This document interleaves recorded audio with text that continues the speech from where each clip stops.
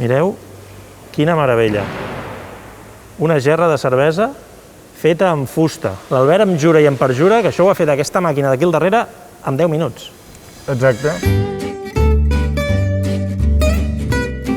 Aquest tros de fusta d'aquí és d'on sortirà la gerra. Això és el que ens ha dit l'Albert. Sí, d'aquesta secció de fusta determinada, que ens demana la màquina per fer aquesta peça en concret, la màquina l'agafarà, la processarà, fins a obtenir un resultat que serà una gerra de cervesa. És més fàcil que ho veieu que no que us ho expliqui. Doncs vinga. La peça ja està dibuixada, és una peça estàndard, en aquest cas, i anem a fabricar-la. La gravem i ja està. I aquí comença.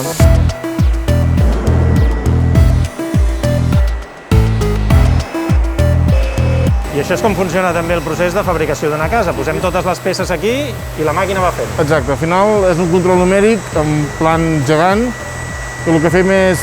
treballa com una impressora. Ho dibuixem tot en 3D amb CAD i a partir d'aquí ho tallem tot a mida, mil·límetre a mil·límetre. Gràcies a aquesta màquina podem dir que les cases de Fustec són efectivament diferents de moltes altres. Clar, les cases de Fustec són al mil·límetre.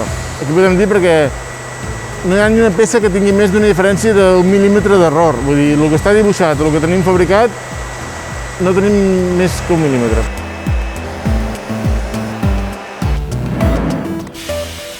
Doncs ja està. Aquí la tenim. En 10 minuts tenim una gerra de cervesa, com podíem tenir un martell, o una casa de fusta, Albert. O una casa de fusta, exacte. Doncs res, només ens queda brindar per la Hundeker, no? Brindem per la Hundeker. Per la Hundeker.